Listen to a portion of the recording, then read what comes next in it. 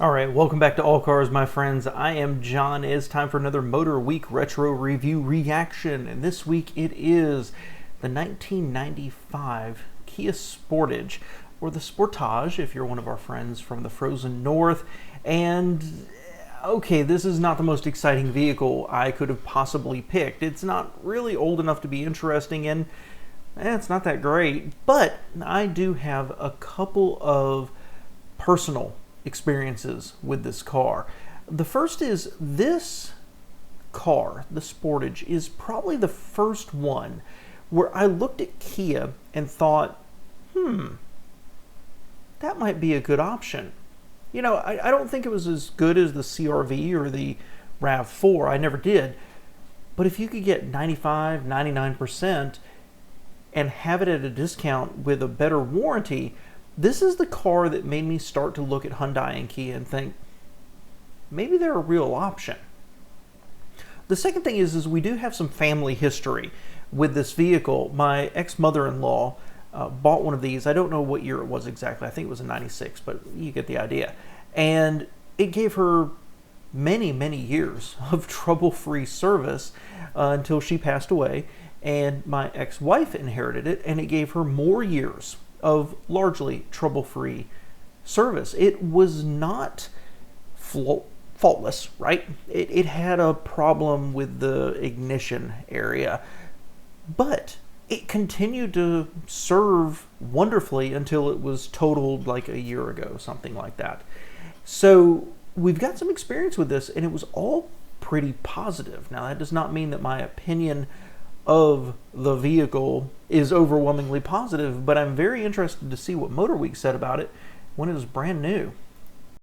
Motorweek is made possible by Lucas Oil, Auto Value and Bumper to Bumper, and TireRack.com.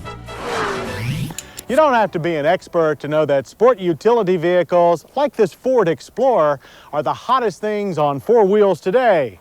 But as prices keep climbing, many potential buyers are getting discouraged. Enter Kia Motors, a South Korean company that jumped into the U.S. market last year with its Sophia sedan. Well, now Kia is expanding its presence with, you guessed it, a sport ute. It's fully equipped and very affordable. But is that enough?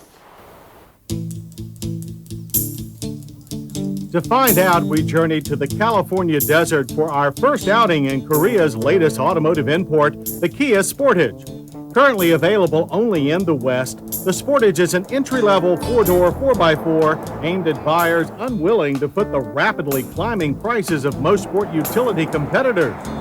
Kia intends to rope those buyers in by not only offering a low price, but high content and sharp styling as well.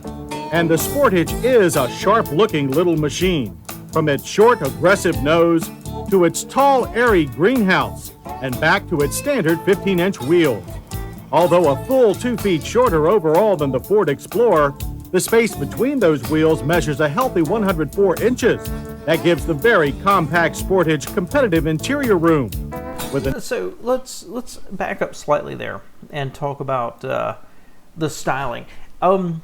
You know, I always thought it looked pretty good. It was never quite finished, I guess. You know, even when it was new, it looked pretty good, but almost crude. And not crude in an agricultural way, but crude in a just not finished. You know, the squared off headlights and the grille and everything else. And, you know, put this next to a Ford Escape, for example. I don't know why they keep talking about the Explorer here. And that steep nose, it almost has a tinge of minivan to it, microvan, if you will. But it ends up being relatively handsome.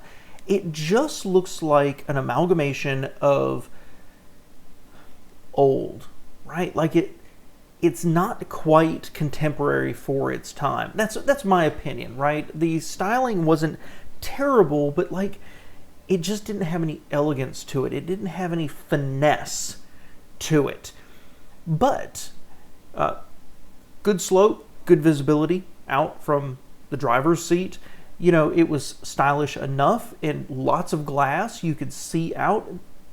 It was a compelling compelling product. Just, I think that a RAV4 or a CRV both look better. They look more finished, if you will. This looks just a little bit cruder because it's before Kia and Hyundai really started to focus on styling. But it still comes across looking competitive. Interior room. With an inside volume of 126 cubic feet, the well-equipped Sportage Cockpit has a big car feel. But a glaring lack of airbags, they come next year, and utilitarian dash materials tell you that the Sportage isn't quite ready for the big leagues. But the Sportage bounces back with plenty of standard features like power mirrors, power windows, and power door locks.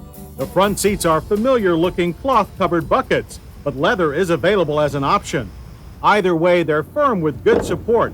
Only manual seat adjustments are offered, but combined with a standard tilt wheel provide a comfortable driving position. Gauges are large and clear, but the ventilation controls are dated and a bit flimsy, while the optional cassette stereo is set too low in the dash to easily use while driving. But someone at Kia was sharp enough to design a cup holder that actually holds big cups.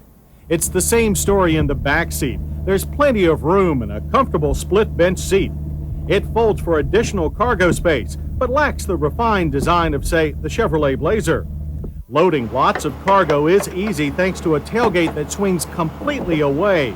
Plus, there is a handy toolbox under the cargo floor. And if you need more room, a sturdy roof rack is optional.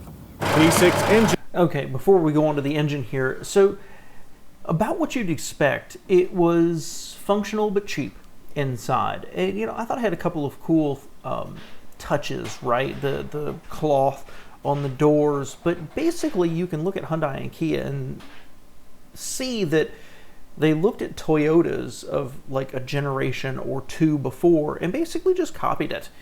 And it's interesting to me to look at Hyundai Kias and the quality of the materials, especially inside, and see the growth of their supply chains, specifically I think for some homegrown products. I like what they said here. The dash is clean, it's clear, it's not high quality, but it's what you expect in a vehicle of this price. I disagree slightly with their assessment of the HVAC controls as out of date and flimsy. I won't say that they're not flimsy, that they're not that Toyota feeling, right? But out of date, I guess because they didn't want levers on it at the time. I don't know I agree with that. I think they were, and I found them to be very clear and easy to use. So good enough. You know, the stereo was fine, the gauges were clear, the dash was cheap. And that's the thing. As this car got older, on the outside, the paint started to fade. It didn't hold up super well. And the inside looked dated very, very quickly. Not a dash materials and design that 10 years, 15 years later, you're like, yeah, that held up pretty well. This just didn't. It just looked dated very quickly. And that's partly because of the quality of the materials they used. But for the price, I'm interested to hear what they say there. You know, it's fair enough. Rear seat space looked fine. Rear seat comfort looked okay. And the rear cargo space looked okay. I'm glad that these small sport utilities, these fake utes, got away from hanging the spare tire on the back there. That's just a hassle.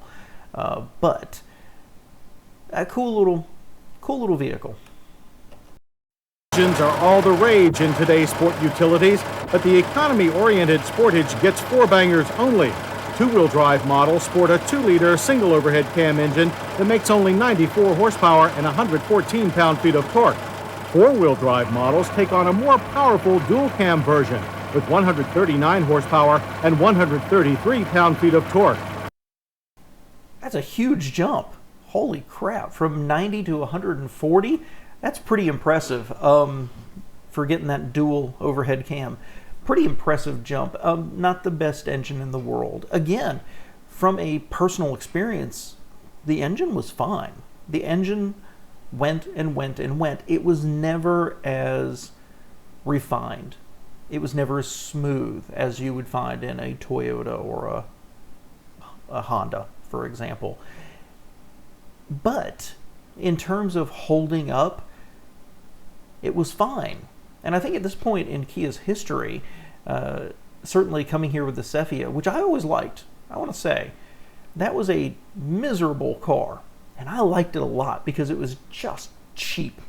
You know, kind of like the Hyundai S Coupe, right? The Scoop.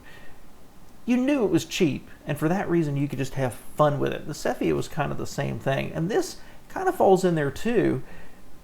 You know what? There's something to be said for an affordable car that just starts when you go out and you don't care about whether the engine's a little rough and the interior's a little cheap. Both feed power through a light, long-throw 5-speed shifter. On 4-wheel drive models, you can also opt for a 4-speed automatic. On California roads, we found the Sportage to be a pleasant companion. As we expected, the dual-cam engine in our EX-grade 4x4 tester was a bit buzzy. It's no V6, but it pulled strongly in the lower gears and still had enough power up top to cruise comfortably at interstate speeds. The ladder-type frame with double wishbones up front, a multi-link setup in the rear, and all-coil springs provided a comfortable, if not luxurious, ride. And nimble handling that would be equally useful on both twisty rural roads and pothole-filled urban alleyways. The front disc rear drum brakes with rear anti-lock felt secure enough, though we had few opportunities to really test them on the wide-open desert highways. We did, however, get to test the Sportage's off-road capability. Its high-low part-time transfer case can be shifted on the fly at low speeds. On dirt and in soft sand, the Sportage charges along with the best of them and would make short work of the heavy rains and winter snows that most modern 4x4s are purchased to conquer. Its 7.9 inches of ground clearance is higher than most larger 4x4s, and the Sportage's reduced size is a plus when encountering serious off-road obstacles. Yes, the Kia Sportage is a capable and well-equipped little machine, albeit one that's built to a price. And that... I mean, give me a break about that testing, right? That dirt road, I could drive my Honda Accord down that. But it is cool that this little sport utility here had an actual four-wheel drive system. You know, more like the Geo Tracker than the unibody CRV and RAV4, as a matter of fact. This was a little bit of a tougher little vehicle. I do not think that it has any real off-road chops. I would not put this up against a Wrangler, for example, even when my old 90s Wrangler with a 4-banger in it. But kind of cool it had it, you know what I mean? I just wish they'd done a little bit more than driving down dirt. Price, now that we've finally gotten to it, is pretty tempting. Two-wheel drive models start at only $13,995. Four-wheel drive models start at $15,295. And the top-line EX four-wheel driver is $16,195. If the Sportage looks good to you and you don't live in one of the 13 western states where it's available, be patient. Kia Motors America plans a rapid expansion over the next 2 years, and the Sportage, as well as the Sophia sedan, should be available everywhere by 1997. By then, we'll know if this promising newcomer has what it takes to carve out its own niche in the hostile sport utility market. It's no Range Rover, and that's its plus. To the 4x4 buyer on a budget, the Kia Sportage is a snappy new name with a lot to offer. I wish they'd done a price comparison with some of the contemporaries. You know, they talked about the Explorer and they talked about the Blazer, and there was other options out there as well. I wish they'd done something to frame this relative to the year it was released in. But, you know, I've got really strong mixed feelings about this vehicle. I don't think it's overly beautiful, but I don't think it's repulsive. I think it's fine. But in the, like, do I want one? Not really. But if I had one, I think I'd be fine with it. I think it looks good enough, although I do think that the headlights came from the factory kind of clouded over. It's kind of weird. The interior was not great, but it was fine. And it just kind of went. This is an interesting one because they didn't do the acceleration, the braking, the road handling.